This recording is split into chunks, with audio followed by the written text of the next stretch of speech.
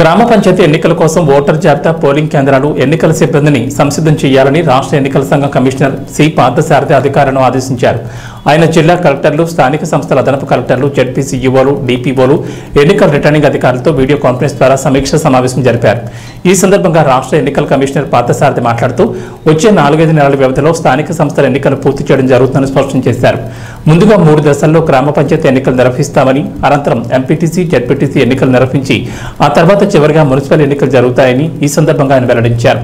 దీన్ని దృష్టిలో పెట్టుకుని ఎన్నికల నిర్వహణ ఏర్పాట్లపై పకడ్బందీగా దృష్టి సారించాలని, జిల్లా ఎన్నికల అధికారులైన కలెక్టర్లు ఎప్పటికప్పుడు క్షుణ్ణంగా ఏర్పాట్లను పరిశీలిస్తూ పర్యవేక్షణ జరపాలని సూచించారు.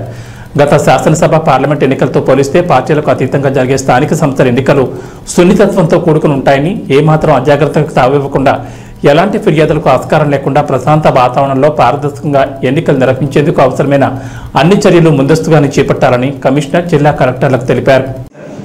నాగర్కర్నూలు మ్యాపింగ్ కొంచెం తక్కువ ఉంది sir. Yesterday I taken review sir. First కల్లా కూడా మేము మ్యాపింగ్ అంతా కంప్లీట్ చేసుకోవడానికి రివ్యూ ఫాలో అప్ చేస్తాం sir. No issues from all sir. Mancherial నుంచి సార్ మంచిర్యాల నుంచి నాగర్కర్నూలు గ్రామ పంచాయతీ ఉంటాయి. ఆ తర్వాత షార్ట్ అయిన తర్వాత మళ్ళీ ఎంపీసీ, జెడ్పీటీసీ ఎలక్షన్స్ ఉంటాయి. తదనంతరం మున్సిపల్ ఎలక్షన్స్ ఉంటాయి.